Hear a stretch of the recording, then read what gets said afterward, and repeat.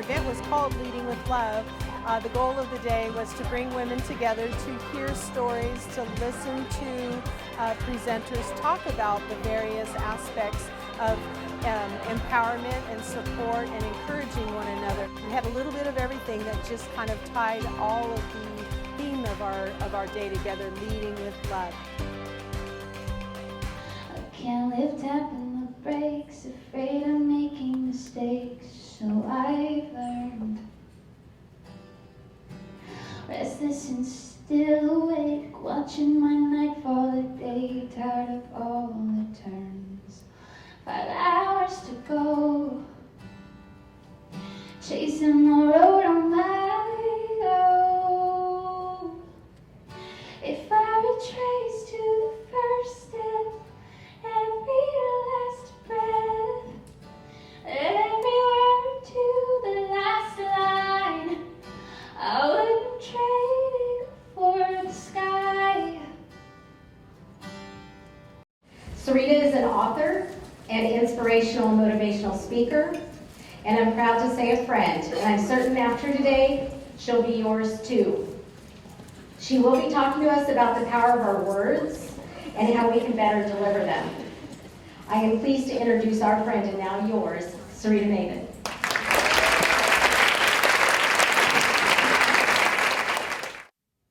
We're going to talk about some words that you can use, some positive words.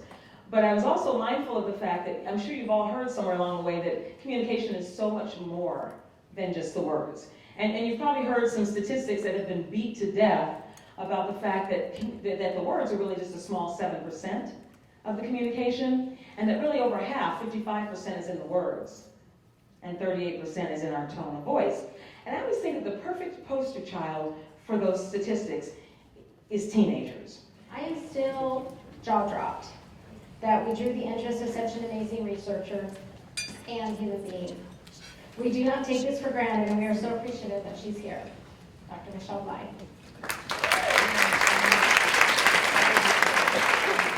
What my goal is today is to give you some tips for some practical implications for things that you can do to go back to your workplaces, your lives, and your families to be as confident and as competent as you truly can be. And I want to start by talking about when I went to graduate school. So when I went to graduate school, it was in the early 90s, and it was a great time for women. 1992, some of you may have remembered, was the year of the woman because so many female senators were elected. The Wall Street Journal published a paper in 94, an article that the glass ceiling has finally been shattered. And so I decided that I wanted to study leadership, and I wanted to understand leadership from both an academic and a practical perspective. So I'm going to talk about some tactics that I think can help us as women, and I'm loving the themes that I'm hearing today around not only confidence and finding our voice and assertiveness, but also the importance of supporting one another and recognizing that competition is inherently part of what it means to be a woman leader. Okay, so first of all, this presentation that I started, I call it You plus Science plus Art. And we each have a personal brand. Now you can decide not to use the word brand, but every single one of you, when you walked into this room, you're representing yourself. No one else is representing you, you are. How you walk in, how you show up, what you choose to wear, how you choose to act, who you choose to see.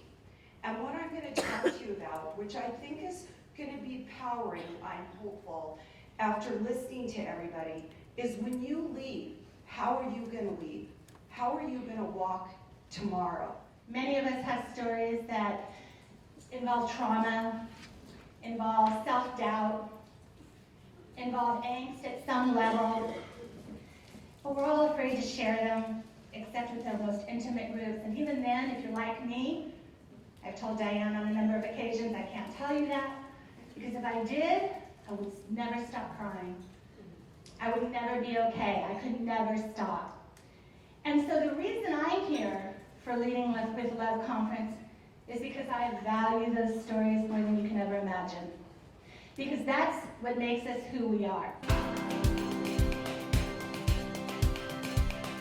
Today's event was to bring as many women as we could together in one space to learn and talk about the dynamic of our relationships with each other and how we can change them for the better.